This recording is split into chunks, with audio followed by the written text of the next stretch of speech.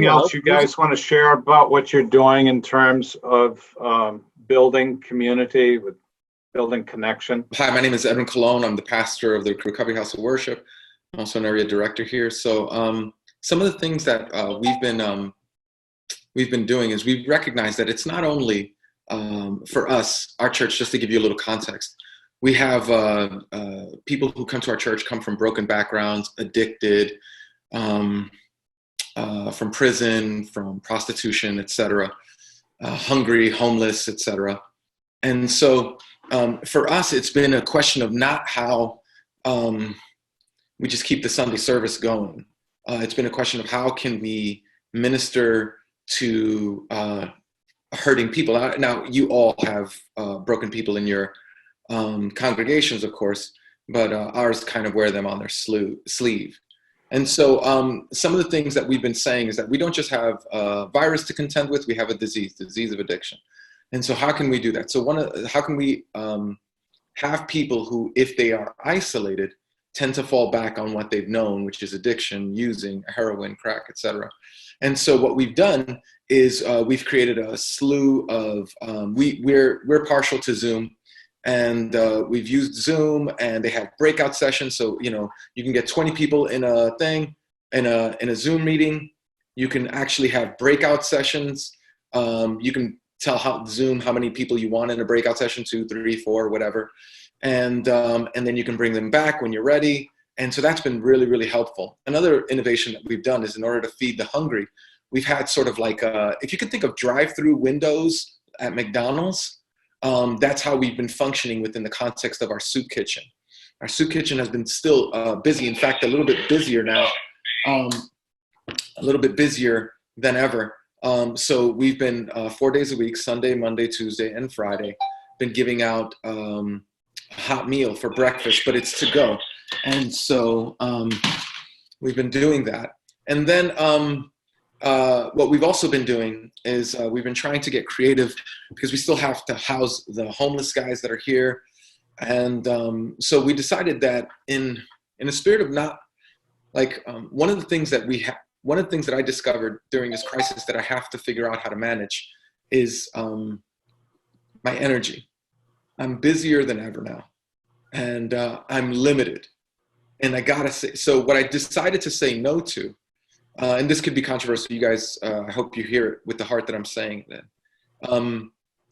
We decided that the Sunday service, anybody could tune into Nehru. He's a better communicator, so they could tune into Nehru or Rich Velotis or any one of the great pastors here in New York or around the world. We felt like that would be, for us, a poor use of our time. So what we decided to do was we have morning and evening prayers times. Morning, looking forward to the day, evening, reflecting on the past day. We're able to communicate with each other our needs, read scriptures, and pray with one another. We do that in the morning and also in the evening. We do that 5 days a week. And so that's been very helpful. And that's not including the other meetings that we're having, but those are the stable ones that we're using for the church.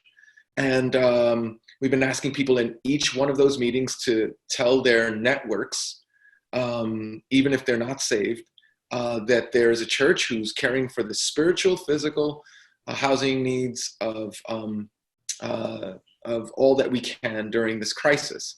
And what that's helped to do is to help others who are even atheists to be able to hear all the good things that the gospel is producing in the context of our community.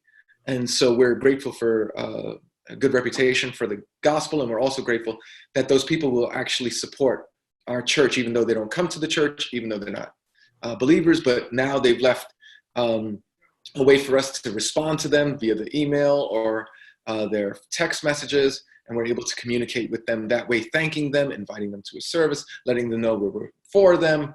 And so those are just some of the ways that we've been moving forward. We think that this is an incredible opportunity for the church.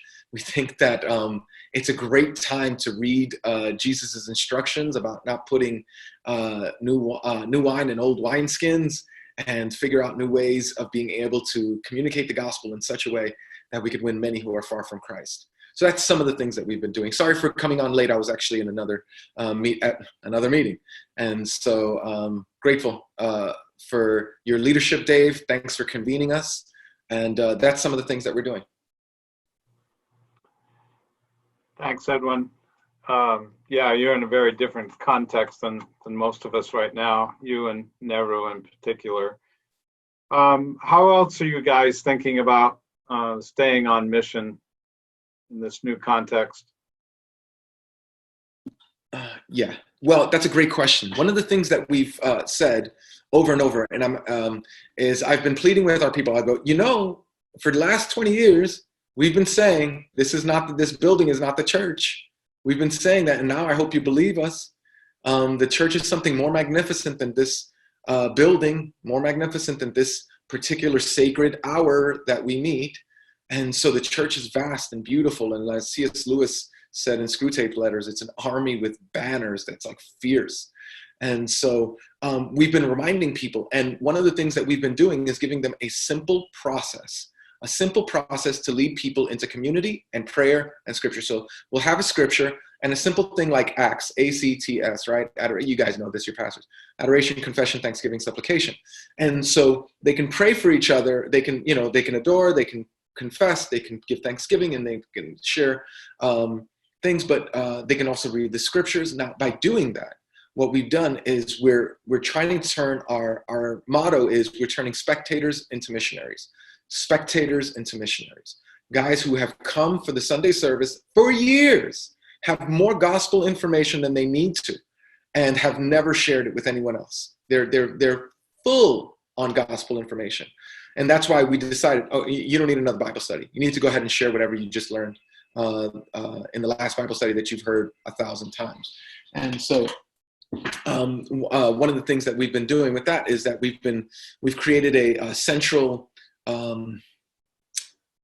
essential like a Excel sheet kind of thing. Well, it's not Excel, it's on Google, but you can go on it and like dozens and dozens of leaders have access to it. And once some of our people start to engage in it, then we ask them, okay, now we want you to reach out to some people that either first, let's reach out to the people you haven't seen in a long time, who you know from our church, so that allows us to just get the low-hanging fruit. These people have been to our church. They've already experienced worship and prayer and scripture reading and all that.